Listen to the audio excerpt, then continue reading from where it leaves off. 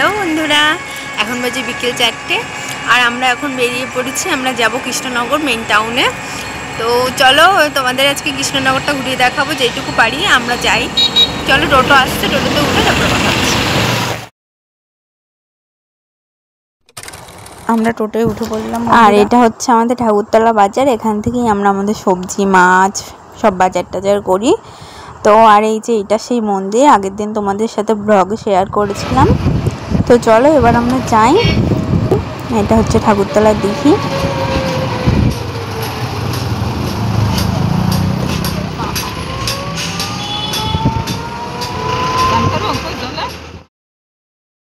তো বন্ধুরা, আমাদের এখান থেকে সব জায়গার দূরত্ব একটু দেখে নাও।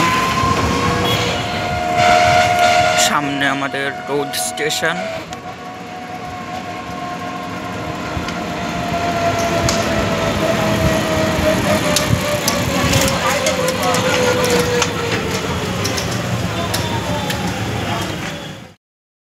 বন্ধুরা, এটা হচ্ছে কৃষ্ণনগর রোড স্টেশন। এখান থেকে বাঁদিকে যে রাস্তাটা দেখাবো এটা চলে যায় নবদ্বীপ ঘাটের দিকে। সোজা যে রাস্তাটা দেখা যাচ্ছে ওটা কৃষ্ণনগর টাউনের দিকে চলে যায় এবং এই ডান দিকের রাস্তাটা যায় কৃষ্ণনগর স্টেশনের দিকে। কিন্তু এই ডান দিকের রাস্তা দিয়েও টাউনে যাওয়া যায়। তো বন্ধুরা, কথা বলতে বলতে আমরা চলে এসেছি কৃষ্ণনগর টাউনের মধ্যে।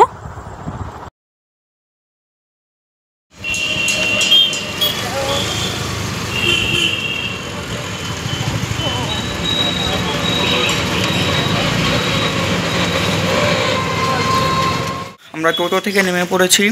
আমরা এসেছি এখানে একটা ডাক্তারের খোঁজে, কিন্তু দুর্ভাগ্যবশত সেটা খুঁজে পাচ্ছি না। খুঁজছি, দেখি সামনে কাউকে জিজ্ঞাসা করে পাওয়া যায় কি না। চলো, আমরা যে ডাক্তারের খোঁজে এসেছিলাম সেটা পেয়ে গেছি।